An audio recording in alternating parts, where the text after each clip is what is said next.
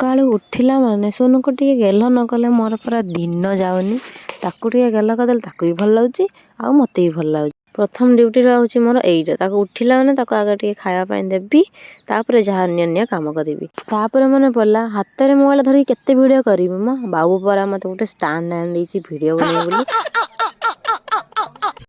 ତାପରେ ମନେ ପଡ଼ିଲା ଟିକେ ଏକ୍ସରସାଇଜ କରିଦେବି। ଡେଲି ତ ମୁଁ ଏକ୍ସରସାଇଜ କରେନି, କିନ୍ତୁ ଆଜି ଟିକେ ମିନି ବ୍ଲଗ କରୁଛି, ସେଇଥିପାଇଁ ଷ୍ଟାଇଲ ମାରିକି ଏକ୍ସରସାଇଜ କରୁଛି। ଆପଣମାନେ ଯଦି ଭାବୁଥିବେ ଏଇଟା କି ଏକ୍ସରସାଇଜ, ଏଇଟା ଯୋଉ ମୋର ଚୁଟି ଗୁଡ଼ା ଉଠୁଛି ନାଇଁ ନା, ସେଇ ଏକ୍ସରସାଇଜ ମୁଁ ୟୁଟ୍ୟୁବରେ ଦେଖିଥିଲି ପରା।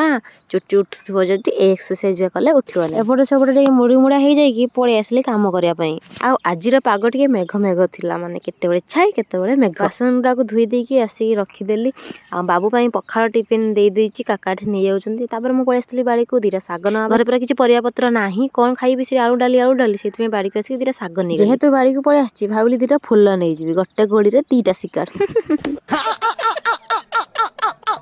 ଆଉ ଗାଧୋଇ ସାରିଲା ପରେ ମୁଁ ଯୋଉ ସୁନ୍ଦର ଦେଖାଯାଏ, ହୋ କଣ କହିବି। ତାପରେ ପଳେଇ ଆସିଥିଲି ଠାକୁର ପୂଜା କରିବା ପାଇଁ, ଠାକୁର ପୂଜା କରିଦେଇଛି। ପୂଜା ସରିଛି କି ନାଇଁ ମୁଁ ଏଇଠି ଖାଇ ଦେଇଥିଲି ବିସ୍କୁଟ। ଆଉ ବିସ୍କୁଟକୁ ଏମିତି ଭିଜେଇ ଖାଇବେ, ନହେଲେ ତଣ୍ଟିରେ ଫଣ୍ଟିରେ ଲାଗିପାରେ। ଆପଣମାନଙ୍କର କଥା ତ ମୁଁ ଜାଣିନି, କିନ୍ତୁ ମୁଁ ଶୁଖିଲା ବିସ୍କୁଟ ଖାଇଲେ ମୋର ତଣ୍ଟିରେ ଲାଗେ। ତାପରେ ଯୋଉ ପାଣିଟାକୁ ଆଣିଥିବ ସେ ପାଣିଟାକୁ ବି ପିଇଦେବେ, ନହେଲେ କଣ ଦିଟା ବିସ୍କୁଟରେ ପେଟ ପୁରିବ। ଷ୍ଟାଇଲ ମାରିକି ଦିଟା କାଜୁ ଖାଇଛି, ତାପରେ ଗୋଟେ କଦଳୀ ଖାଇଛି। ଡେଲି ମୁଁ ଏମିତି ଖାଇ ହଉଛି କି, ନା ନା ଆଜି ଭିଡ଼ିଓ ପାଇଁ ଖାଉଛି। ଘରରେ ଯୋଉ କଦଳୀ ଗୁଡ଼ା ଫେରିଥିଲା ସେଇଟା ଖାଇ ଦେଇଥିଲି। ଖାଇସାରିକି ବାହାରି ପଡ଼ିଥିଲି ବୁଲିବା ପାଇଁ। ମୁଁ ପୁରା ବୁଲାରୁଣି, ଘରେ କଣ ମନ ଲାଗିବ, ସେଥିପାଇଁ ଚାର୍ଜର ଫାର୍ଜର ଧରିକି ପଳେଇଥିଲି ଆଣ୍ଟି ଘରକୁ। ଭାବିଲି ଟିକେ ସିଲେଇ କାମ କରିବି ବୋଲି, ଆମର ନୂଆ ମିସ୍ତ୍ରୀ ଜଣେ ବସିଛନ୍ତି ମେସିନରେ, ସେଇଥିପାଇଁ ଆଜି ଆମର ଛୁଟି। ଭଲ ଲାଗିଥିଲେ ଭିଡ଼ିଓଟାକୁ ଲାଇକ୍ କମେଣ୍ଟ ସେୟାର ନିହାତି କରିବେ।